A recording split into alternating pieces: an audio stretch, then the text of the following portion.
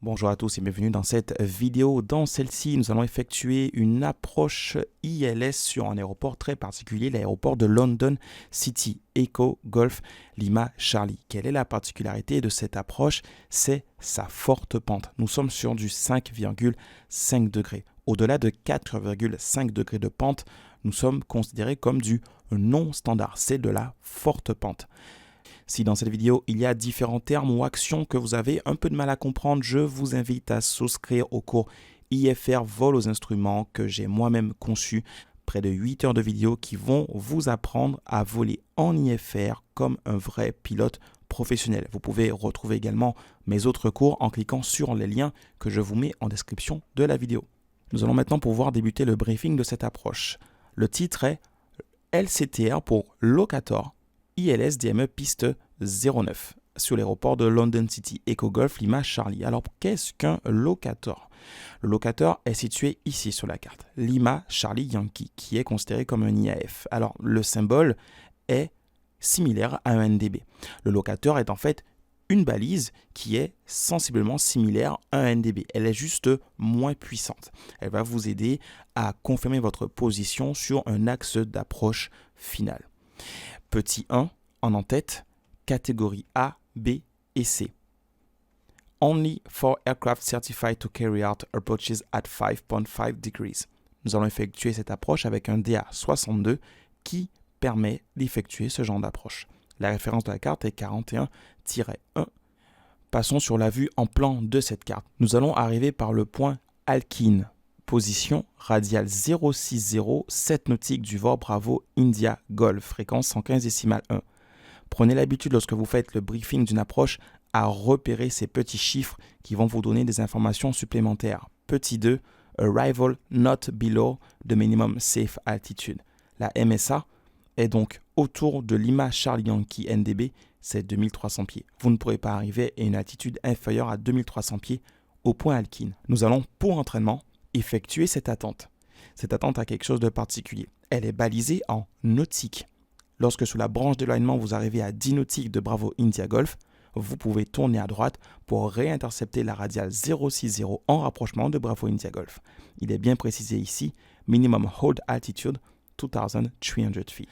Après avoir passé le point Alkin, virage à droite pour suivre la route 355. Vous allez donc prendre un cap qui vous permettra de suivre la route 355. Attention donc aux corrections de vent. Ensuite, virez à gauche pour intercepter la radiale 141 en rapprochement de Lima Charlie Yankee. Ce sera la course 321.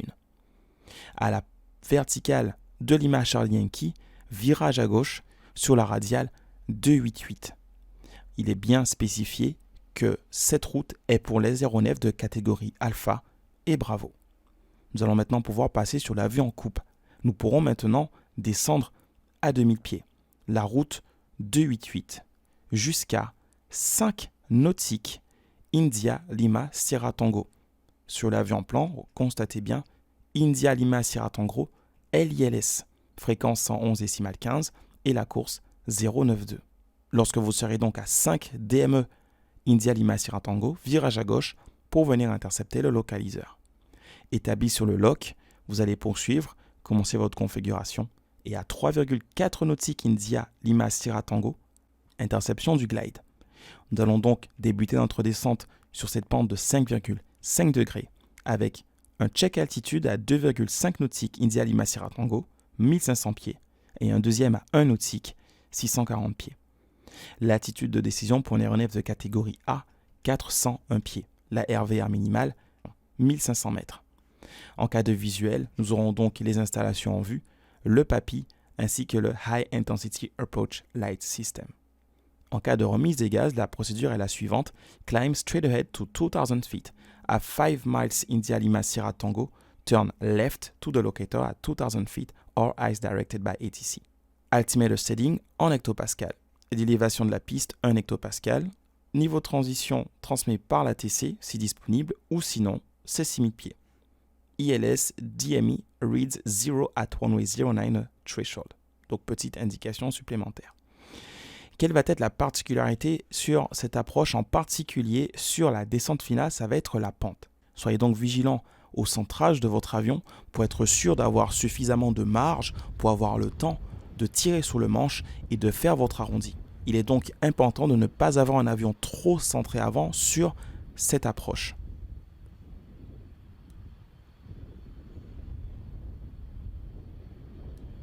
Nous finissons donc avec les MSA, secteur sud-est 2300 pieds, du sud vers l'est 2100 pieds. Les moyens radios, le VOR Bravo India Golf 115,1, Lima Charlie Yankee fréquence 322, India Lima Sierra Tango l'ILS 111,15 la course 092.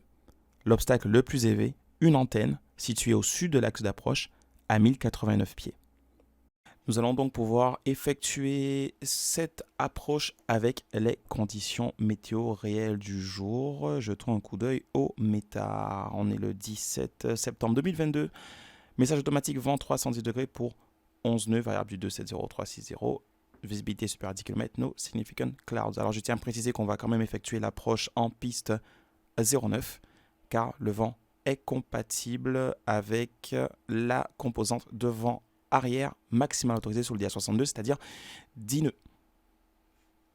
Jetons un petit coup d'œil également au niveau des nuages. Très peu de nuages dans les basses couches, quasiment pas de nuages. Et enfin, le vent à 2000 pieds, car c'est l'altitude à laquelle nous allons évoluer au début de l'approche. Les vents sont également orientés environ 300 degrés pour l'ordre de 10 à 15 nœuds, maximum 20.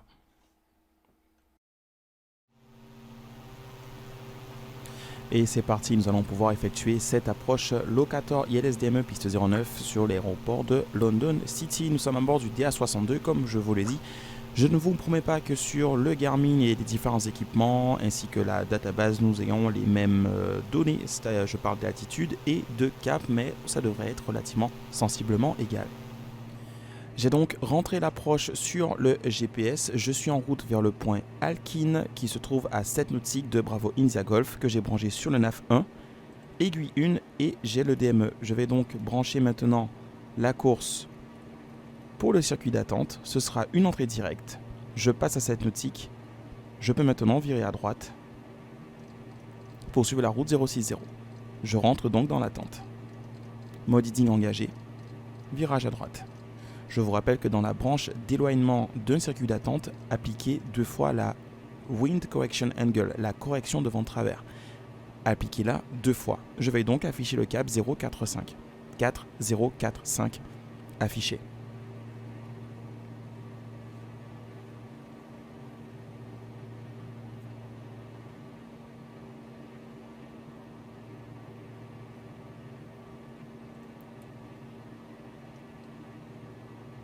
Je repasse à 7 nautiques, je suis travers Alkin, je déclenche mon chrono. Je vous rappelle que cette attente est balisée en nautique. Prochaine étape à 10 nautiques de Bravo India Golf, virage à droite pour intercepter la radiale 060 en rapprochement.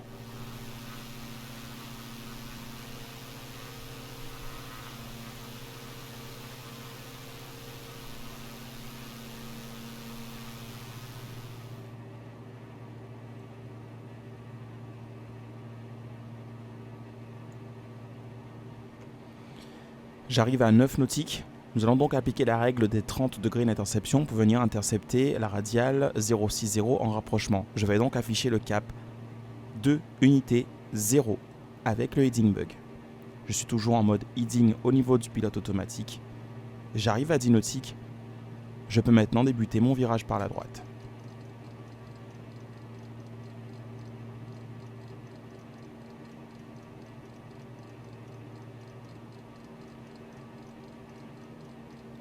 Cap 2 unité 0 affiché.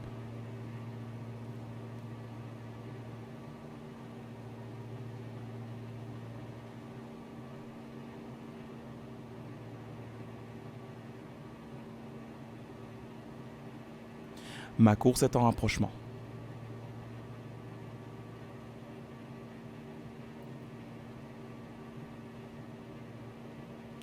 J'active le mode VOR au niveau du pilote automatique pour traquer la radiale 060 en rapprochement. Mode VOR engagé. Je corrige la position de mon heading bug. J'affiche le cap de 4,5.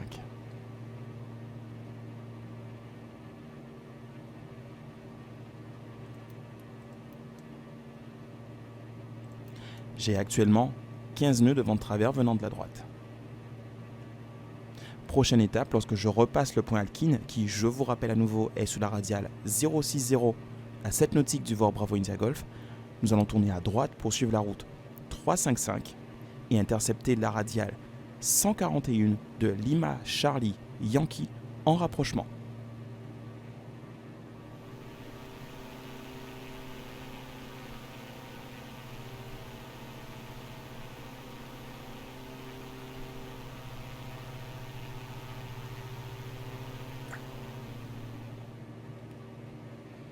J'arrive à 7 nautiques de Bravo India Golf. Virage à droite pour suivre la route 355. Mode heading engagé, virage à droite. J'aurai du vent de travers venant de la gauche. J'affiche le cap 350. Cap 350 affiché. Je veux maintenant suivre la radiale 141 de Lima Charlie Yankee. Je peux m'aider de mon CDI pour traquer cette radiale. J'affiche donc la course correspondante, la 321. Je switch maintenant sur mon aiguille numéro 2. Le locator Lima Charlie Yankee. Branché, je vais identifier. Sélectionner sur l'aiguille 2. Pas de DME. Lorsque l'aiguille numéro 2 sera centrée avec le CDI, je serai établi sous la radiale 141. Je pourrai donc tourner à gauche et traquer cette radiale jusqu'à la verticale du locator.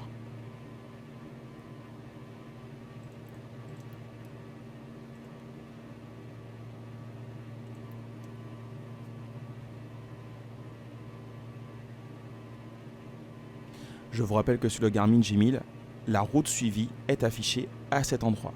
Je suis donc en train de suivre la route 351. Je peux faire 4 degrés de correction vers la droite. Mon aiguille est maintenant centrée avec le CDI. Je peux virer à gauche et traquer la radiale 141 en rapprochement de Lima Charlie Yankee.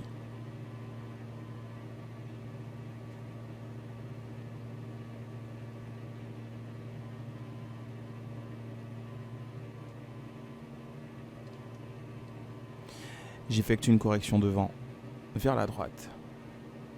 Je suis maintenant en route vers Lima Charlie Yankee.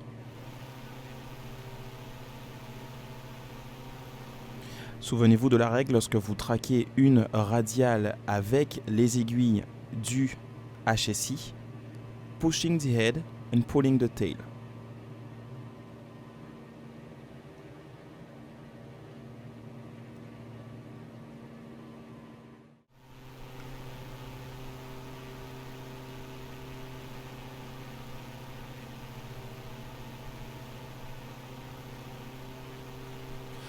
Nous allons arriver comme prévu à la verticale de Lima Charlie Yankee qui est positionnée sur l'aérodrome de London City. La prochaine étape sera de tourner à gauche et traquer la radiale 288 de Lima Charlie Yankee.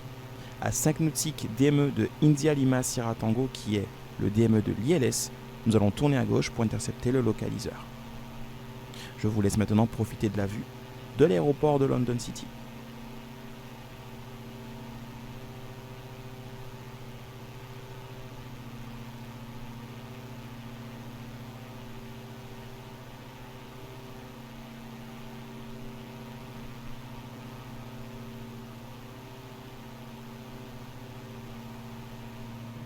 J'arrive à la verticale de Lima Charlie Yankee. Virage à gauche pour traquer la radiale de 88.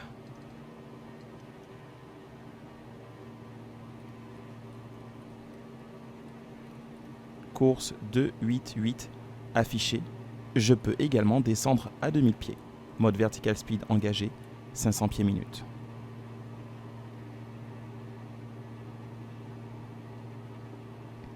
J'ai la queue de mon aiguille qui revient progressivement sur la radiale de 88.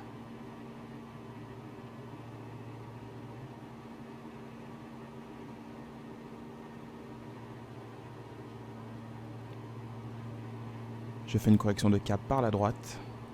Je peux maintenant afficher l'ILS India Lima Sierra Tango sur le NAF 1.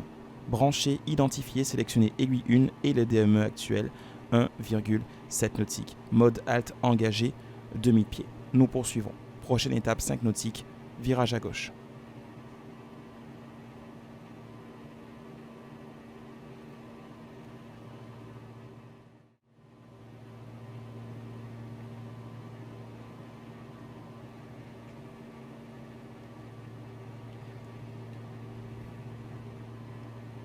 Je commence à préparer mon virage vers la gauche pour intercepter le localiseur. Je ferai une interception de 30 degrés. Je vais donc afficher le cap 122.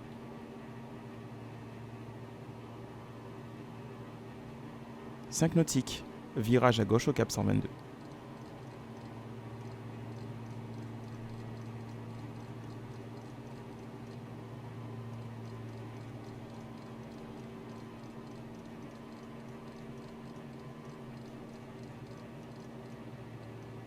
Cap 122 affiché.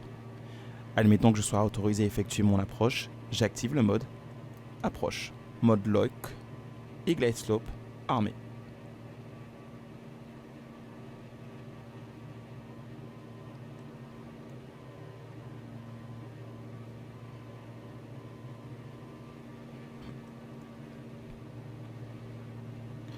Mon lock ne va pas tarder à s'activer.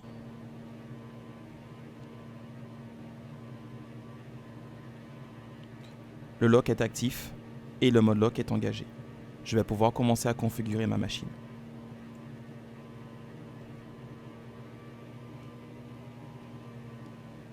Vitesse vérifiée, volet 10.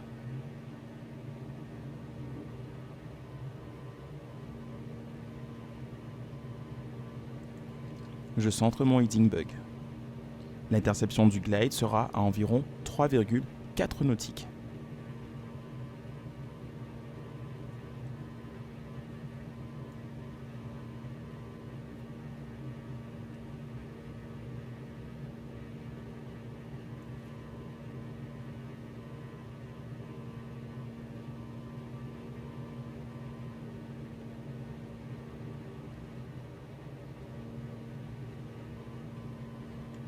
Mon glide est maintenant en rapprochement, vitesse vérifiée, train sorti.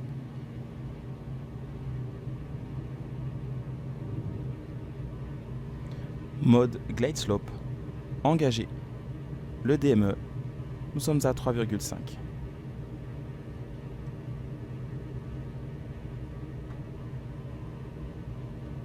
J'ai donc entamé maintenant la descente finale vers la piste 09.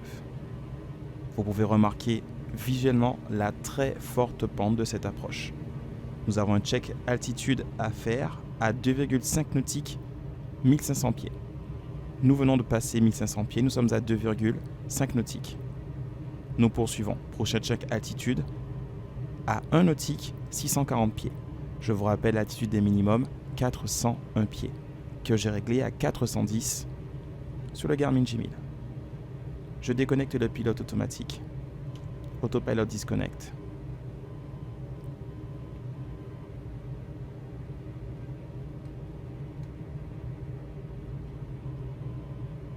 Vitesse vérifiée, volet approche, checklist atterrissage.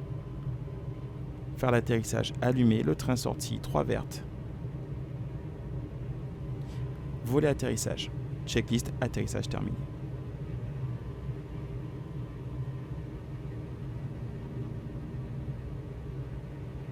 Un nautique, 440 pieds. Nous passons visuel. Nous venons de passer les minimums. Nous poursuivons. Je garde un visuel sur mon papy, 2 rouges, 2 blancs. Je poursuis. Faites attention à l'arrondi lorsque vous effectuez des approches avec une telle pente. Pensez au centrage de votre avion. Si votre avion est centré avant, vous risquez d'avoir du mal à arrondir. Je débute mon arrondi progressivement. Power idle.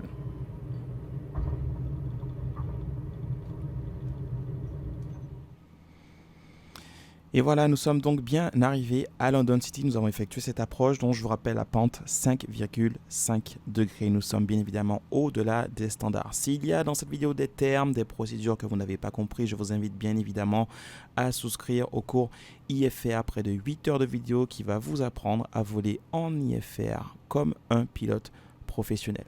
Je vous souhaite à tous un agréable vol et je vous invite à liker cette vidéo et à vous abonner à la chaîne YouTube. Salut à tous!